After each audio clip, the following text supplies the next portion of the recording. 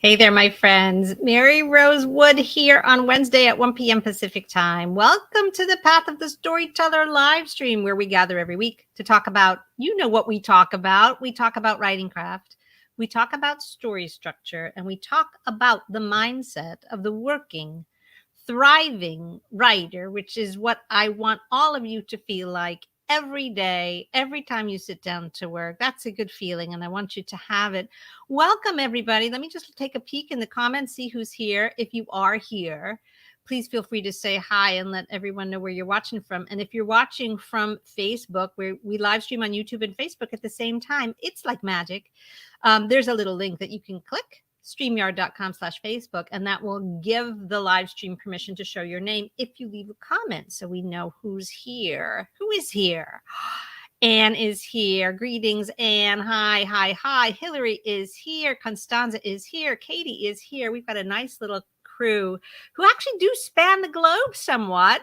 I think we've got 3 continents represented, even just in the names that I rattled off. Isn't that exciting? Well, I'm so glad you're all here. If you're watching on the replay, that is also absolutely delightful. And I hope that you will leave a comment. You know, our conversations with the folks who are here live are always really interactive. I love people's questions and additions to what we're talking about. But I also love to see comments on the replay so that we can continue the conversation. Oh, more folks saying hi. Hey, Miye is here. Lovely to see you. Cynthia is here. Lovely to see Nancy here as well. Isn't that fantastic? I just love it. Now listen, what do you guys want? What do you want? What does your hero want? More to the point, that is our topic today. We're going to be talking about what our hero wants. And one of the reasons that we're going to be talking about this today is that I have just launched, as those of you who are on my mailing list know, a new course called Making Scenes, a guide for fiction writers.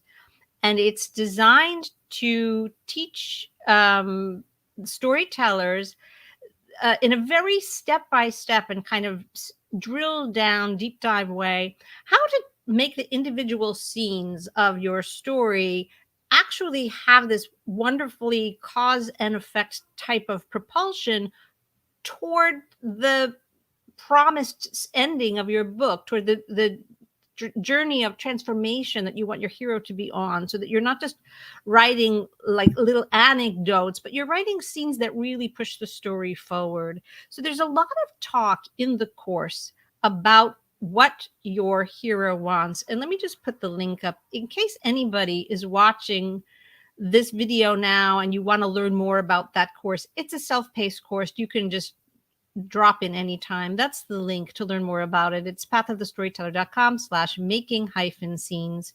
So please feel free to check it out. I'll post it in a pinned comment below this video as well.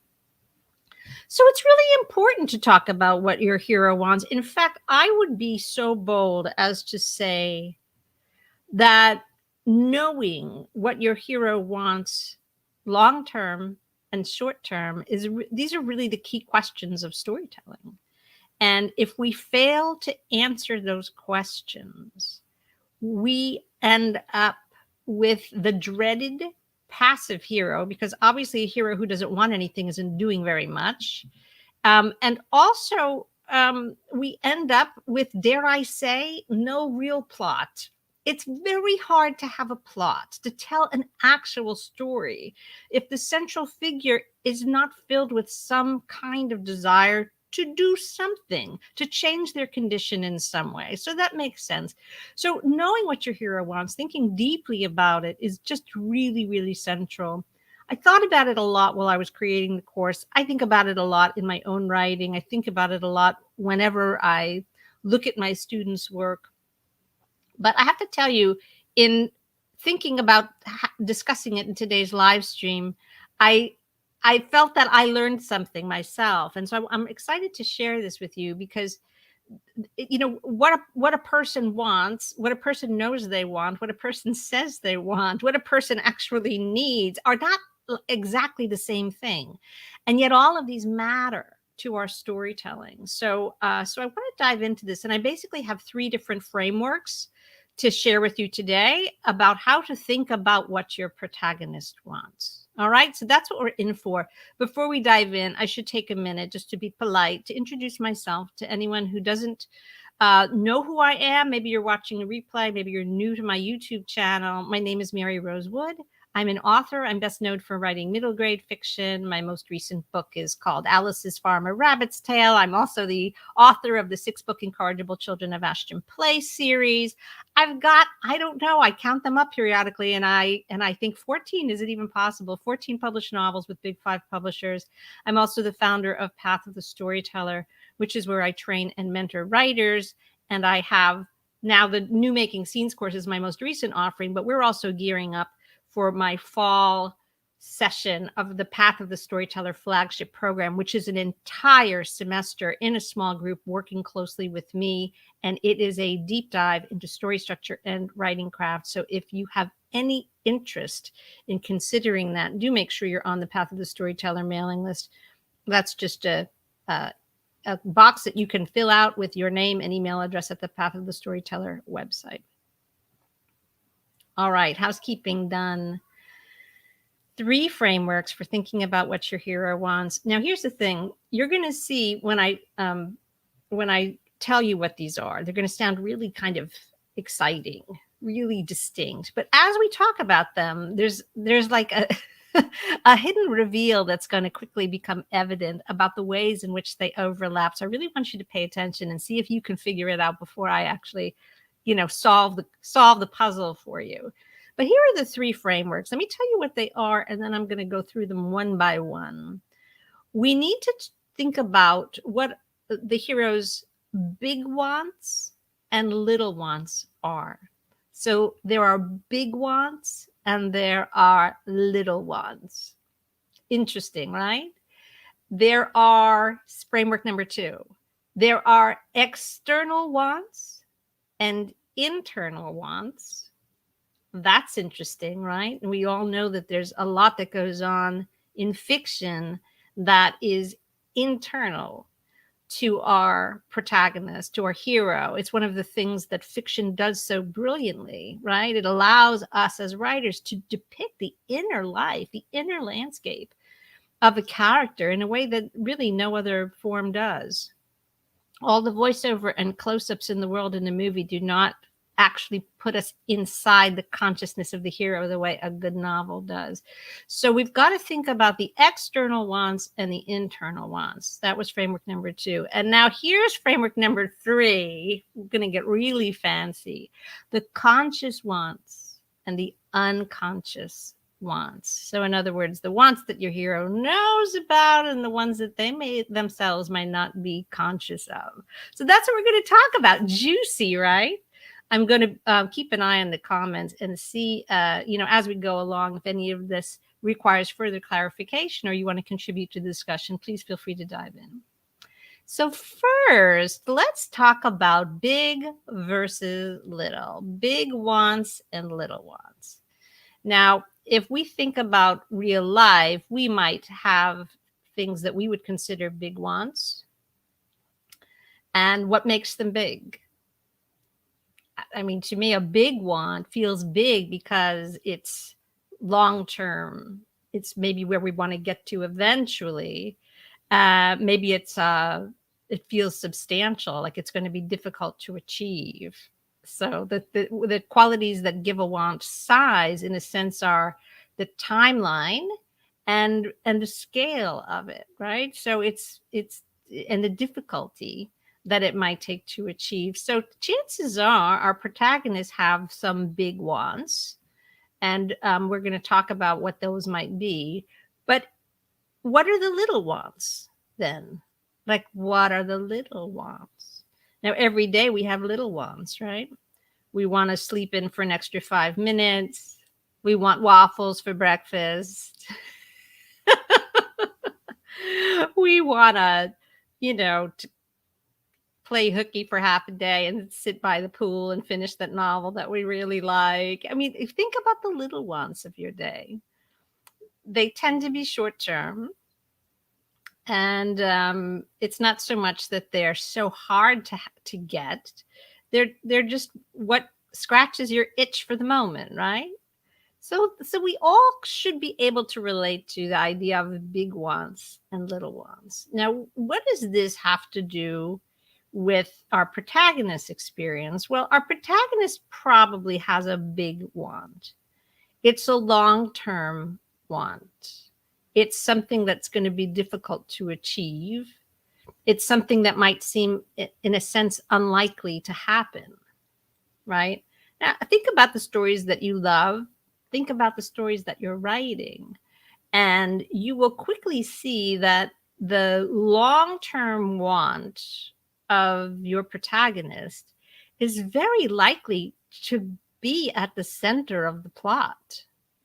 Now, in the Path of the Storyteller program, we call that the mission. That we will sometimes attach an outcome to this long-term want that is measurable, and that is actually something that we use to structure the entire second act of the story. So big wants and little wants are important. Well, big wants, I guess I should say big wants are sort of important on the face of it. That's what makes them big. But let me say a little bit more about little wants, a little bit about little wants. And I want to quote Kurt Vonnegut, who I imagine many of you have heard of and most of you have read. There's a famous quote by Kurt Vonnegut that I'm not going to get exactly right, but let me paraphrase it. Kurt Vonnegut, in giving advice to writers, which he was good at doing, said, your characters should want something on every page, even if it's just a glass of water.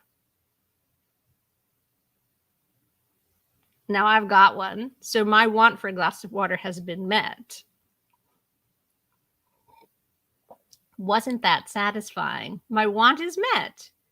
But I want you all to think about that for a minute. If Kurt Vonnegut says that our character should want something on every page, even if it's just a glass of water, what is he talking about? A glass of water is a small want. It's a little want. It's easily satisfied. So why is it important? Well, it's important because those big wants can't be achieved in a day. I can't achieve my lifelong ambition by reaching over my desk and grabbing my little jelly jar full of water and drinking it. It's just not. It's too big of a gulp, right? To mix the metaphor together, it's too much to achieve in one step. And our stories, likewise, our book-length stories, are too long to accomplish in one scene. If they could be accomplished in one scene, they would be flash fiction. So when we're attempting to write a novel, what we're continually thinking about is what is the big want, but how many little wants have to be accomplished on the way to getting to that big want. Now, in the course that I think many of the folks who are here have already enrolled in, Making Scenes, you already know that the mechanism, the structural mechanism by which we incorporate those little wants into a story is actually the scene. And so Kurt Vonnegut's advice that on every page of your storytelling, everybody's got to want something is a really key reminder of the importance of scenes. Now, let's say that you've got a scene and it's got a few characters in it and they don't want anything. And you have to ask yourself, where's the action coming from? Who's doing what and why if literally nobody wants anything? Now, that's kind of an easy question. Obviously, if nobody wants everything, they're all just lying about relaxing, which is not a bad thing to do this time of year, but we're not talking about summer vacation. We're talking about writing fiction. You may say, well, my main character wants something in this scene. You may be persuaded that, nope, my main character, my hero, has to want something in this scene. And if you are persuaded of that, then I salute you, because it's my job to persuade you of that. But what about the other characters in the scene? Kurt Vonnegut would say that they all have to want something. Now think about that. Within the scene, the main character wants something small something scene-sized, and the other characters in the scene want something too. Now, what might they want? Some of them might want to prevent the main character from achieving what they want. That is called a force of opposition. It's a very crucial thing to include in your storytelling. But depending on what kind of scene it is, it may also be the case that there are other characters in the scene that want to help your hero. There may be characters in the scene that want to poke fun at your hero, put a little pin in their overinflated ego and help them see things more accurately. That's what we call a trickster archetype. The characters that might want to assist your hero could be considered allies. The force of opposition could be an enemy. It could be a shadow figure who's actually kind of a representation, in a sense, of your hero's own inner demons. There's a kind of a wonderful connection between heroes and shadows. So it could be that, but it might just be a threshold guardian. It might just be the kinds of forces of opposition that rise up whenever the hero is going to step outside their comfort zone. And a threshold guardian energy can present itself as somebody who's trying to help the hero, but in the wrong way, urging caution when your hero really needs to be encouraged to dare something dangerous, just for an example. So I want you to think about this idea of the little want, because it's actually what puts the juice in our scenes. It's the hero wanting something small, achievable, perhaps. It may be difficult, but scene-sized, something specific. And the other characters want something too. And depending on what kind of scene it is, it's going to impact the hero. That is the whole point of everything that's going on in your story, is to somehow provide a little friction, either an opposition to the hero or storytelling energy that just kind of enriches what the hero is doing. So think about big wants and little wants. And of course, the little wants are, in a sense, the dominoes of cause and effect that are going to cause that big want to be addressed long term. So thanks to Kurt Vonnegut for that little bit of wisdom. So let's talk about this second framework: external wants and internal wants. So the external wants that your hero might have are easily expressed, right? Because they happen in the world of your story. And like, for example, you might have a hero that really loves to practice the yo-yo and is really good at it, and decides that they want to be the yo-yo champion of the world, and that this is the mission that they set for themselves. I am going against all odds. I'm going to become the yo-yo champion of the world. So that's something that they want. It's not something that they can achieve in a single scene. So it's a big want. It's the kind of want that might propel them through the whole book. But it also sounds like, a kind of a trivial thing, unless you think about what the internal want is as well. And so when we think about internal wants and how they mirror the external ones, the internal one, you can often find it by asking yourself, well, why? Why might my character want to do this? Why might my character want to become the yo-yo champion of the world? And if you ask yourself a question like that, you might say, well, because it would make them feel worthy. They might think that if they're the yo-yo champion of the world, that people will like them more. They might feel that if they're the yo-yo champion of the world, that the person that they're in love with might fall in love with them then once they see what a great, yo-yoer they are. You might think that they would finally prove to somebody who doubted them that they were not a failure. And that's what being a yo-yo champion is going to give to them. So you can quickly see that the internal wants that we can ascribe to the external want very quickly start to sound like, waiting for it, Maslow's hierarchy of needs. And I've done a YouTube live stream about Maslow's hierarchy of needs. I highly recommend you watch it if you haven't. But you start to see that the things that motivate people are pretty consistent. We need to survive. We need stability. We long for love and connection. We want a sense of belonging to a community. We don't want to feel isolated or abandoned or exiled. We really need love and belonging. We also want status. We want to feel like we're respected and looked upon well by others. So we have a kind of a drive for accomplishment in that sense. And we want to have a sense that our lives are full of meaning. We want to fulfill our potential. We want to have a feeling of, I lived up to my potential. I lived my full life. Maybe I'm going to leave a legacy. Maybe that's the pinnacle of Maslow's hierarchy of needs, is that feeling of of fulfillment, of fulfilling the self's final, ultimate purpose, true deep purpose. So those are very basic human needs, and there's not too much human behavior that falls outside of them.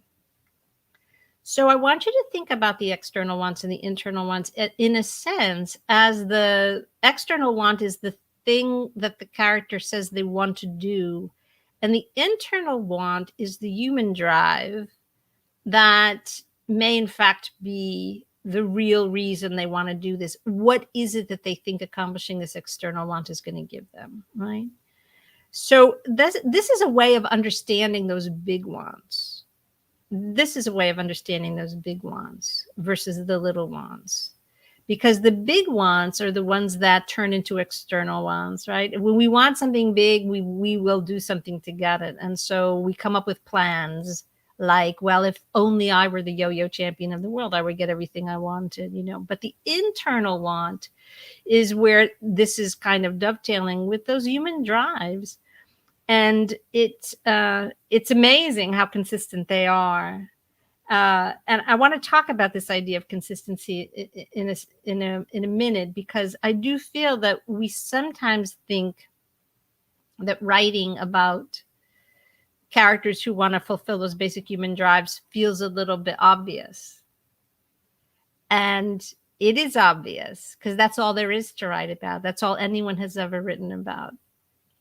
You can check out some other YouTube's live streams. Recently, the idea of abandoning your breaking up with originality, abandoning your addiction to being original, is one of them. So what is the cure for this feeling that we're writing about the same old stuff that everyone else is writing about? Well, it's the external want, because a lot of characters may be driven by the internal drives, but you as a storyteller, through your imaginative play and inventiveness, get to invent an external want for your character that is unique to them. And that's where the particularity of your story will live. So that's a little bit about external wants and internal wants. And I'm going to bring up a question from Anne before we go any further. Let's see what Anne has to ask. Do I think the little ones have a tempering effect? If all we kept hearing from the hero were bigger existential ones, I wonder if it might make the story too intense or overdramatic. Well, in a sense, yes, Anne, but I want to actually dig into your question a little bit, because it's not so much that the little ones have a tempering effect. It's that we can only achieve big wants by achieving a series of little ones. That's how it works. And I mean, this is at the very core of this instruction that I want everyone to start really thinking about, that you should know what the big want is, and you should have a mission for your hero. But every scene in your book is not, I must achieve my mission, I must achieve my mission. It's broken down into scenes for the express purpose of giving your hero a series of small wants that are going to add up to the big one. So this is a great question. It's not even so much that if all we kept hearing from the hero were bigger existential wants, it might make it too intense. It would just be boring. That's not a story. You see, if the hero is just playing the same drum over and over and over and over again, that's not really storytelling. It's we've set a character, in place, and we've given them a big want That's an external want, but we haven't explored how it breaks down into a series of little wants. And so that is really the whole point of thinking in scenes, of stretching our story in scenes. So we'll come back to that. I want to talk about this sort of third framework, because you're going to see soon that these do have a kind of like an interwoven quality. I'm sure you remember what it was. It was the conscious wants and the unconscious wants. So a conscious want is something that the hero knows that they want. So a hero who knows that they want to be the yo-yo champion of the world has both an external want, a big want, and a conscious want, right? It's a substantial, ambitious goal. It's going to take time to get there, and it may be very difficult. It is external. It's something that can be measured and made visible out in the world of the narrative. And the hero is conscious of it. They can tell you, if you say, hey, Mr. Hero, what is it that you want? What are you after? They'll say, well, quite obviously, I want to be the yo-yo champion of the world. So what about the hero with an unconscious want? Interesting. Now, some of my favorite heroes have unconscious wants. Ebenezer Scrooge, a top hero for me in my pantheon of really great characters in literature. Ebenezer Scrooge does not have a conscious want to stop being such a miser and to rejoin the human race and to fill his heart with loving kindness and generosity. That is not how that story starts. It does not start with Ebenezer Scrooge saying, I know what I want.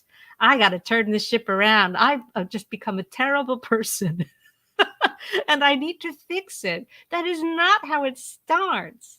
He does not express that want. And yet that is the story that he gets. Interesting. Another example, again, one of my favorite characters in literature is Bilbo Baggins. Bilbo Baggins does not wake up on the first day of the timeline of The Hobbit and say, you know what I really want? I'd like an adventure. Boy, I really hope Gandalf shows up today and sends me out to do something dangerous and uncomfortable that's going to ruin my reputation. Wouldn't it be fantastic if he did, though? He doesn't do that. That's not what he does. And yet that is exactly the story that he gets. So if we have a little bit of faith in the storytelling gods, which I'm going to argue that we should, they give Ebenezer Scrooge and Bilbo Baggins not what they consciously want, but certainly what they need. So we can talk about this idea of this was the thing that they didn't know they wanted, but they needed, as like, this is what they unconsciously wanted. This was what they required.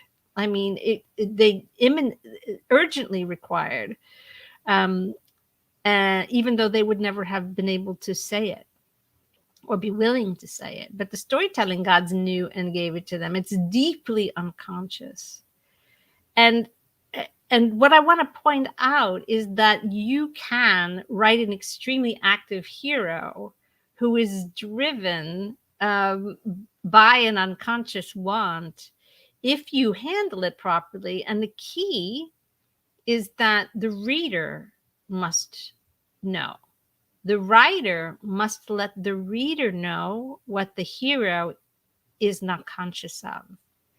Now, I've talked about this a little bit before, but it's always good to remind you all that we've got three legs of the stool here, that there's the central figure of your book, the hero, and their experience, their motivations, their desires, their wants, and how the story rises from all of that. And there's you, the writer, who's like the puppet master, who's creating all of that and making sure that it gets on the page in some way, shape, or form. And then there's the reader. And whatever it is that you put on the page is what the reader is going to get. So sometimes writers forget that there's like three parties with skin in the game here, and they start to defer to their hero, and they forget that sometimes the reader needs to know stuff that the hero doesn't know.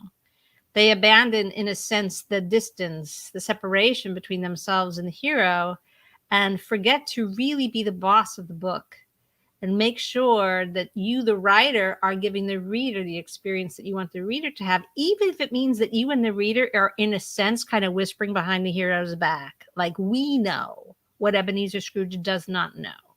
You and I know what Bilbo Baggins does not yet know. And how do you let the reader know? You let the reader know by making sure that that information ends up on the page.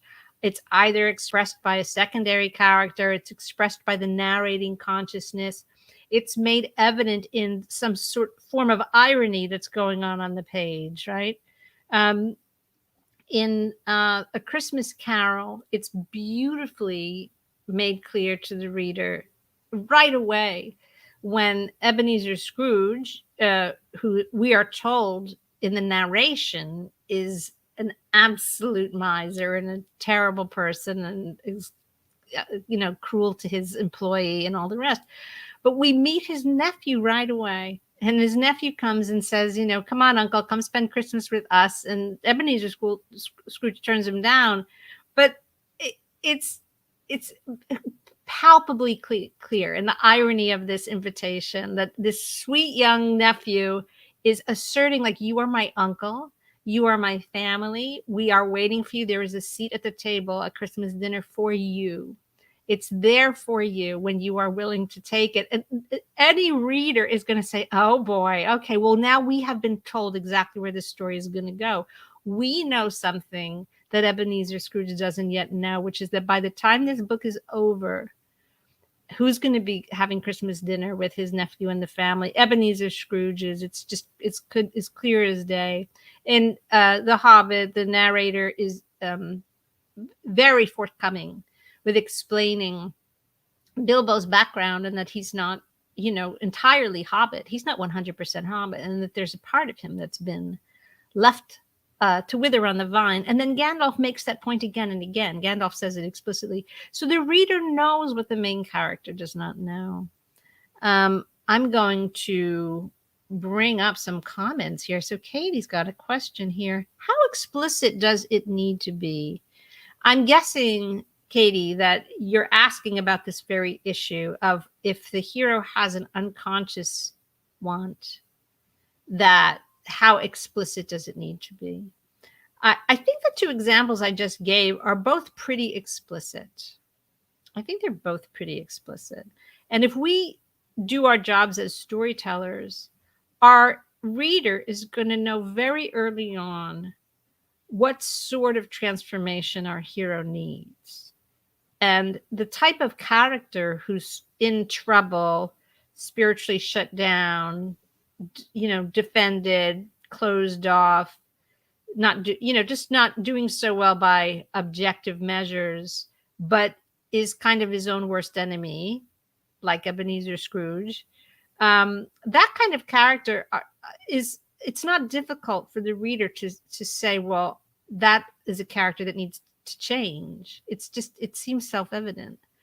If the way that they are, if the way they're locked into this kind of unconsciousness is having consequences, then those will be the qualities of the unsustainable world of that hero as we meet them at the beginning of the story that just evidently are no good. That it can't go on like this. So when you say how explicit does it need to be, I'm going to sort of counter your question with saying, I don't think you can hide it from the reader. If you depict it fully, your reader's going to know, and that's good. It's really good to let your reader in on it. All right. This is what we talk about when we say at the beginning of a story, we're actually making a promise to the reader. And that promise really needs to be kept, or the reader is not going to be terribly satisfied. So at the beginning of A Christmas Carol, Charles Dickens makes a promise to the reader that this guy that I'm introducing you to, by the end, he's going to be at his nephew's house having Christmas dinner. How is that going to happen? Buckle up, because we're going to go on an amazing ride. Bilbo Baggins the same. We're just a couple pages in, and the reader knows exactly what's going to happen. Oh, Bilbo is going to let go of pretending to be a completely conventional and somewhat materialistic hobbit, and he's going to embrace his inner nature, which is actually, he's an adventurer at heart. He's a little bit magic, you know. Constanza has a comment here. Anne of Green Gables, bring it on, Constanza. Any excuse to reference Anne of Green Gables is okay by me. So Marilla Cuthbert in Anne of Green Gables wants a boy for help on the farm. What she really wants, although she might not know, is that wonderful red-haired girl to have someone to love and care for. So that's a great example. A character who says, this is what I want, and the storytelling god said, yeah, sure, we're going to give you what you need instead. This is just a wonderful example. Fantastic. All right, very good. So so now we've talked about these three frameworks: the big wants and the little wants, the external wants and the internal wants, and the conscious wants and the conscious wants and the unconscious wants. So what I want to sort of draw together is that the internal wants, the big wants, and the unconscious wants are all, in a sense, running on the same track, and that track leads us back to the Maslow's hierarchy of needs. It leads us back to these enduring themes of what motivates people, what people need to feel complete, to feel contented, to feel that their lives have meaning, that they all somehow run back to that track. But that is, if you take it all the way back to the pyramid of the hierarchy of needs, it becomes abstract, doesn't it? It starts to feel like, yes, love and belonging, another story about achieving, character achieving their potential, or another character wants some status in the world, or another story about someone who's just trying to survive. Like, if you really boil it down, it's tempting to say, yeah, another one like that. And I want to just caution you against being self-conscious or dismissive of your very accurate perception that fundamentally that's what you're writing about.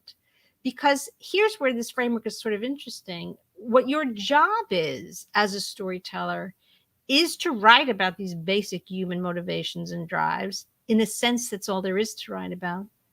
But our job is to convert them into storytelling. And how do we do that?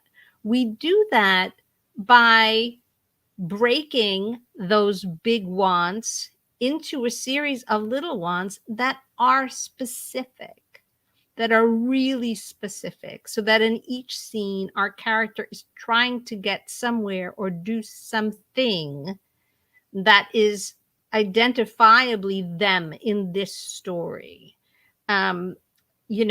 If we reach for another example, a different genre and type of book, if we look at a book like Charlotte's Web, we can easily say that, well, what's Wilbur's big want?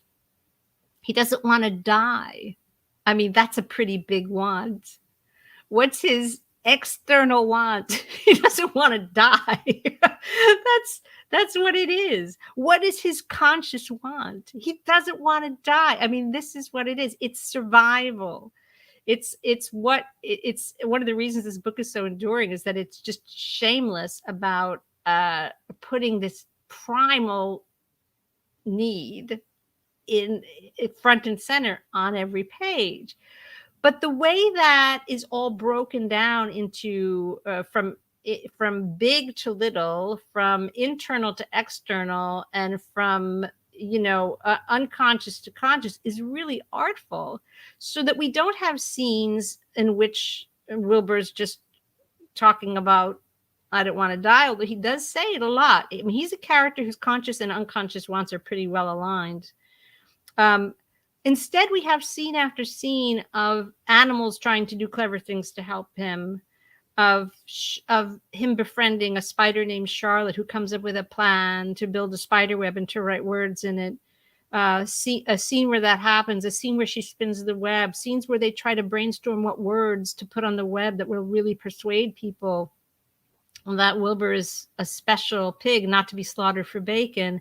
Then they come up with a scheme that if only Wilbur could get a ribbon at the county fair, that would give him enough social status, there we are back at the hierarchy of needs, that no one would dare slaughter him for bacon. He'd be like a local celebrity. It would save his life. And so then we have scenes where they figure out how to get him there, where they get him on the truck, right, where he's unloaded, where they try to make him presentable. He's given a bath. He's told to run around until he's pink in the face so that he looks radiant, so that when they write the word radiant in the web, it's convincing. These are all the scenes, the individual scenes. They add up to saving Wilbur's life. But in each scene, there's a little want. Like what Wilbur wants right now is to make himself look radiant. So he's going to run around and dance and get himself all pink and sweaty, right? That's what he does. He has a want, and he does something to pursue that want.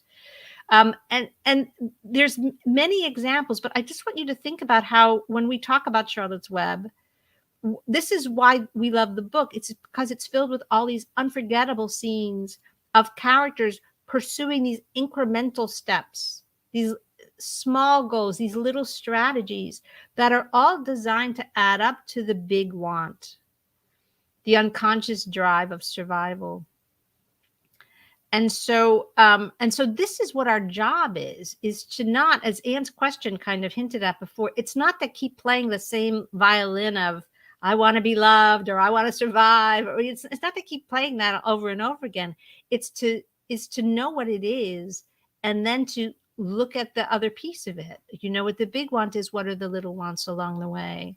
What the conscious want is, why? What is the unconscious want that's driving it, your hero's got an external want, but what's the internal want? So you can start to see that the internal want, the big want, the unconscious wants, we're really just talking about Maslow's hierarchy of needs here. Our job as writers is to invent those little wants, is to invent the external want, to convert that desire to, I don't want to die, into an external, I know I'll just win a ribbon at the county fair and that will save my life. That's something that you can write a book about, right? Many, many people have written books about a character's desire to survive, but only one person wrote a book about a character whose desire to survive made them think, I know what I'll do. I'll win a ribbon at the county fair, and I'll have my friend Charlotte, help with the advertising in her web. And actually Charlotte's the one that thought of it, but that's the specificity. That's breaking it down into scenes, knowing what the external wants are, the little wants, and the conscious wants. So this is how we convert what feels like these overwhelmingly, in a sense, generic human drives into storytelling. It's by understanding the difference between these layers of want. I have to agree with Kurt Vonnegut, though, that if woe betide us if we forget to put some kind of want on the page.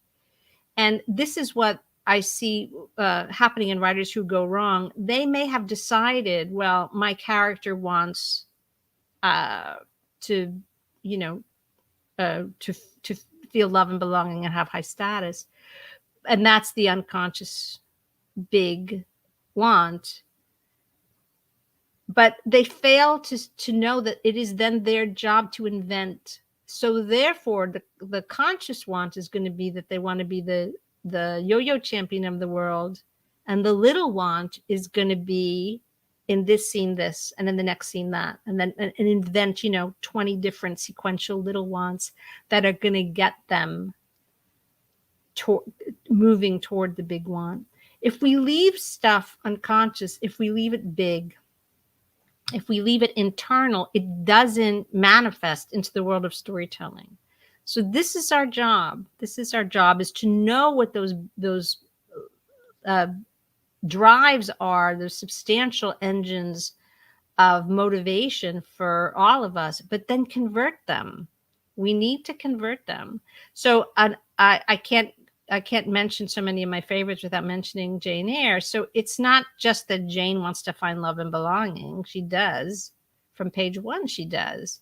But that might be her unconscious drive. It might be her internal want, it might be her big want, but the storyteller converts it into, I want to find love and belonging by what? By marrying Mr. Rochester on my own terms.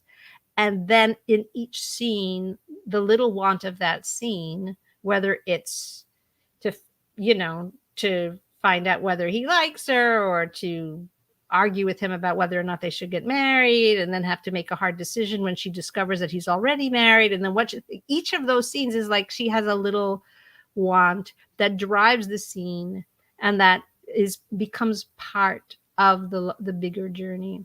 So every page, I'm not saying that having a drink of water is sufficient, but I think it's a memorable image. So thank you, Kurt Vonnegut. Every page of the book is operating on some level of what the characters want. Every page of the book needs to operate on some level. And so if you're not really thinking about this a lot, you may be guilty of a passive hero. And this is something that I've heard writers get frustrated about, because they're like, I know what my character wants, but I can't, why am I still writing passively? It's because you might know what your character's big want is. You might know what their long-term want is. You might be in touch with their unconscious wants, right? But you haven't converted them into an external want, a conscious want, and a series of little wants that are going to actually drive us throughout the book. Okay? Super important. Have your characters want something. And it's what your hero wants that the book is about. So this is an especially valuable exploration when it comes to the hero of your book. So that's my offering for today, and my conscious and unconscious want that it is of benefit to you, and I hope it has been. If anybody has any thoughts or questions, please feel free to post them now. They sometimes take a minute to pop up, so this would be the time to post them. And I've got a couple of questions, so let's just stick around for a second so I can answer them. Anne's got a comment here that I would love to look at. Seeing ourselves as animals or creatures helps. Well, I think it's a fine practice, as you can tell.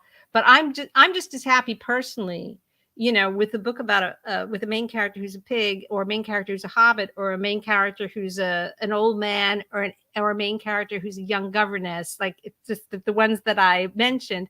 I see no difference, in a sense, between all of these stories, because to me, they're stories, sort of all the same. But here's the rest of your comment, Anne. Cats keep liking tuna and mice. Birds keep building nests, and people keep wanting love, belonging, stability. Well, one could argue that cats and birds also want love, belonging, and stability. I don't know what their definition of love is, but they are driven by drives to survive, which is why cats like tuna, and to reproduce, which is why birds keep building nests, right? So those are survival drives. Those are, I think, common to pretty much any living thing, even with a nervous system or not. So that's an interesting observation. Now, let's see what Nancy has to say. We've got a little question here from Nancy. Great to have you here, Nancy. Do the little ones trigger the test of the second act? Now, interesting question, Nancy. I would say that each test of the second act, as the hero goes through the second act, this is where we see the importance of having those little wants. Now, an example that I use in the Making Scenes course is the idea that Dorothy Gale in The Wizard of Oz has a big external want, which is to get to the Emerald City, meet this wizard that she's been told about, and ask him to help send her home to Kansas, because that is literally the only way she's ever going to get home. The stakes could not be higher. But when she starts on this journey, she encounters a scarecrow and a tin man, and she has to deal with what happens. And so what does she want to do in each of those scenes? If she were just focused like a broken record, if anyone else is old enough to recognize the image of a broken record, if she were like, I've just got to get to the wizard so I can get home to Kansas, she wouldn't stop and help these folks, right? It'd be a very different story. This is why it's so important to think about the incremental value of scenes. She she is overtaken by a new want. She wants to help. She sees a scarecrow scattered all over the place, and he calls for help, and she wants to help him. And she sees the Tin Man who's rusted in place, and she wants to help him. And so she stops and helps, and she gets rewards each time. And she's rewarded by acquiring fellow travelers who are going to end up, saving her life, without whom she could not succeed in her journey, right? This is a very typical thing to happen in the second act. So it's as if she goes on her mission as she understands it. What she wants to do is to follow the yellow brick road, and then something happens, this kind of invitation to a fresh adventure. Oh, look, there's this man made of straw who's just a mess. He's asking me to help him. And she says yes to the adventure. And so for the purposes of that scene, what is her little want? To help the scarecrow. You see? So now she has something new to do. It doesn't overrule or cancel her big want. It's just a necessary step along the way. Does she know consciously that if she pauses to deal with this scene and achieving the little want of this scene, that it's going to pay off later? No, she doesn't need to know that consciously. The storytelling gods are in charge of that. The boss of the book is in charge of making sure that that's how the book is structured, that the things that the hero accomplishes test by test, scene by scene, all the way through, are all going to matter. They have this quality of causality. They are part of the cause of the effect that we're going to get our reader to at the end. If they have no role to play in the ultimate outcome of our hero's story, then the scene is like a sideline scene. It's not actually adding anything to the storytelling or to the hero's journey of transformation. So those scenes often end up, as they say in Hollywood, on the cutting room floor. So I'm answering at length, Nancy, because you say, did the little ones trigger the test of the second act? It could be the other way around, right? Dorothy's got her immediate plan is to follow the yellow brick road to get to the wizard, but then something new happens, and so then she's got to change what she wants. And this is something that is a really common thing in a scene, because a scene can deliver a new challenge to the hero that might cause their little want to change into something more significant. I hope that's helpful. Very good. Constanza has a question. Is it important that conscious wants are opposite of the unconscious wants? That's a really interesting question, Constanza. I really like that question. I mean, I think that's one that I would want to think of some interesting examples and see if we could find like the counterfactual, see if we could find a hero who's got a conscious want and whose unconscious want is not related or is not somehow the opposite. I mean, I tend to think that psychologically and in terms of efficient storytelling, that that's going to be, in a sense, an expression of what we call shadow energy. And so the shadow is connected in this kind of opposite day way to what is conscious, right? So what is unconscious and what are conscious, it's not that they have nothing to do with each other. They have this relationship that is expressed through the shadow archetype. So I'm not going to say absolutely yes, it's a rule that the unconscious drive must always be the opposite, but my intuition tells me that it's probably often going to be that way. Let's continue to investigate that question. I really like it. I really like it. Some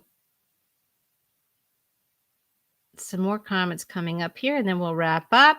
Nancy's, I think, responding to our little discussion about the way the scenes, which are driven by these little wants, yes, they absolutely are moving the story forward. This is the engine of the story. Absolutely, absolutely. You will occasionally find a book, and my favorite example, and I never like to cast shade on a book that I love so much, but in A Wrinkle in Time, the main character is Meg Murray. And if I had a nickel for every time Meg, turns to her co-adventurers and says, "We must find father," I'd have quite a few nickels. And so this is a book that's written in a sense, in a very obvious way, because that hero does keep claiming This is my big want. This is our mission. This is it. She just keeps stating and stating and stating and stating it over again. Luckily, in addition to that, there's also an incredibly inventive series of scenes. And anyone who knows and loves A Wrinkle in Time knows that there are these unforgettable scenes. They go to strange places and they see amazing things. They encounter incredible secondary characters that are so compelling, and the whole thing is so inventive. And they arrive on this other planet and the visuals are amazing, and they meet the villain and it's like a disembodied brain. I mean, it's just one unforgettable scene after another, and she has to deal with what is put in front of her in each of those scenes. And yes, the mission is to save her father, until it isn't, until they save her father and then something new happens and they have to deal with that. So sometimes a writer is just very earnest and really doesn't want us to miss it. It's not necessary to write that way. But the important thing is that you are building your story out of a series of unforgettable scenes that have that level of specificity in the little want, the scene-sized want, and that they keep adding up to the larger purpose, the larger mission of our hero. I love these questions, and I'm glad that you asked such good questions. It helps me know that this is a topic that interests you, and we can talk about it more. Cynthia, thank you so much for this. We'll end with this. Clear and insightful. I'm glad you found it so. I know some of these topics do have there's a lot of nuance. It's not really possible, in my opinion, when discussing how to make good art, to sit there and say, always do it this way, never do it that way. I would be a little suspicious of anybody who had that kind of take on it, because, and look, my cat agrees with me. Speaking of animals, has just come to agree.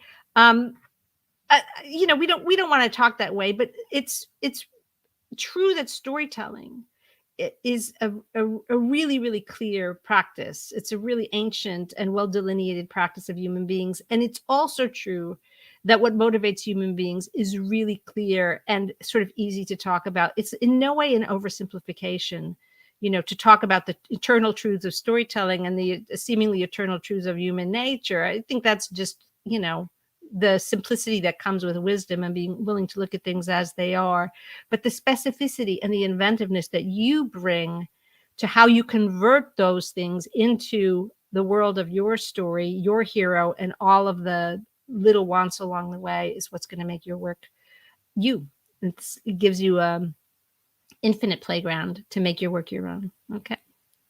Wonderful, guys. I look forward to seeing you again next week. As ever, if you're watching the replay on YouTube, please subscribe to the channel. You can leave the video a thumbs up if you found this content of value, or even if you just like that my cat Ralph occasionally pops in, as he does. I would welcome any of you who are not on my mailing list at Path of the Storyteller to get on it, because we've got the early bird enrollment period for the Path of the Storyteller Fall 2022 program coming up very soon, and it is absolutely the best time to enroll. So for two reasons. First of all, it's the early bird offer, so it's the discounted tuition. Second of all, seats are limited, so if you know that you're going to do it, it's really good to sign up as soon as you can. And of course, if you decide to enroll in the Making Scenes course before you enroll in Path of the Storyteller, you get a special coupon as a way of helping you get the tuition paid for the Path of Storyteller program. So there's all kinds of reasons to be in my mailing list right now, and I invite you to join it. Happy writing, everybody. I'll see you next Wednesday. If you got stuff you want me to talk about in the future, let me know. It's always so great to address the things that are on your mind. I know we have questions. It's complicated work, this writing fiction, isn't it? Sort of fun. It's a wonderful calling. It's our big conscious want, and there's lots of little wants along the way, right? In the meantime, what I want is for you to have a good writing week. I'll see you next Wednesday.